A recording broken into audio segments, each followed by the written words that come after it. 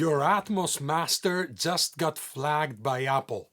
The release is live in stereo. Actually, wait, no it isn't. It's held hostage. Now what? The marketing push for spatial audio, dead. The 10% royalty bonus, gone till further notice. Now you're the one who has to explain to the artist and the label why the budget engineer you hired just cost the company thousands in lost revenue and a missed release date. I'm Pat Mavromatis, and I have mixed in Atmos iconic records like Roberta Flack's Killing Me Softly and Feel Like Making Love, and today we're talking about why the cheap route to immersive audio is becoming the most expensive mistake in the music industry. Well, aside from not being able to collect millions in unpaid royalties, but that's another story. I am not blaming the engineers here, friend. I understand the pressure. Many engineers are forced to deliver at impossible price points. But for a label, a cheap mix that gets rejected by Apple is the most expensive mix you'll ever buy. When you submit a new release, the stereo and Atmos masters are a single package. If the Atmos file fails QC, the entire release is blocked.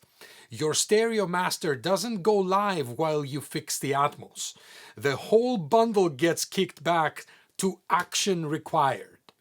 That's not just annoying, it's a disaster for your marketing timeline. You have to remix, resubmit, and hope the ingestion process moves fast enough to save your release week. Spoiler, it usually doesn't. You're burning daylight and losing revenue every hour that link isn't active. But here's the one nobody talks about. You are also chipping away at your relationship with the DSP. In the early days, and in some cases still today, the heated meetings between catalog or A&R and the DSP reps are legendary. I'm talking hear them clearly down the hall kind of legendary. You don't want to be the reason your A&R rep has to walk into that room and apologize for a non-compliant master that broke the whole delivery pipeline.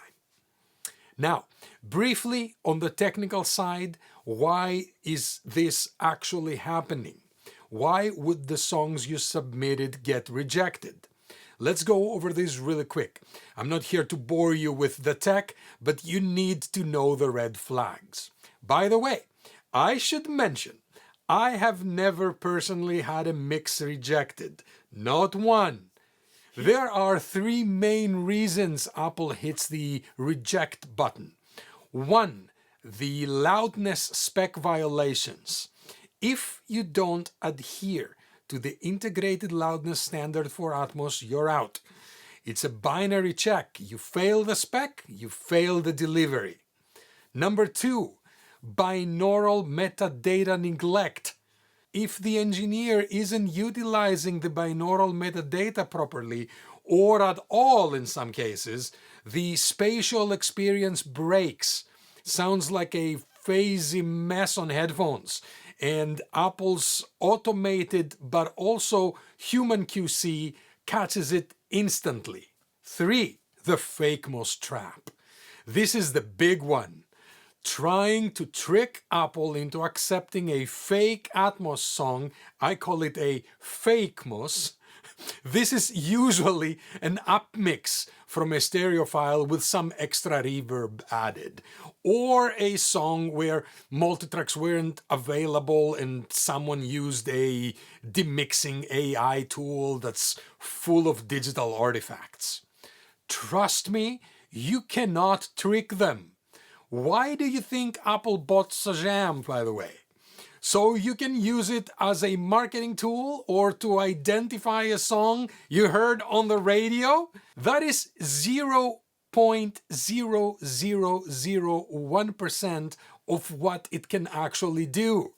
Again, trust me, you cannot trick them. Their tools are better.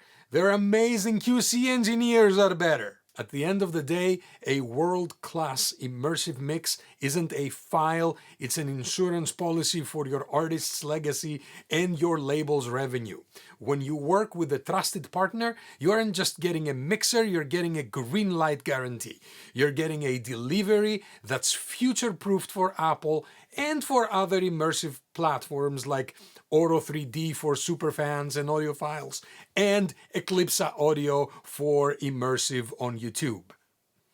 If you have a release or a catalog handover coming up and you want to ensure the implementation is flawless the first time, click the link in the description. Request a project briefing. We'll look at your assets, map out the technical strategy, and make sure your music is ready for the new immersive standards. And if you like spending more time on YouTube, here's a video YouTube thinks you'll like.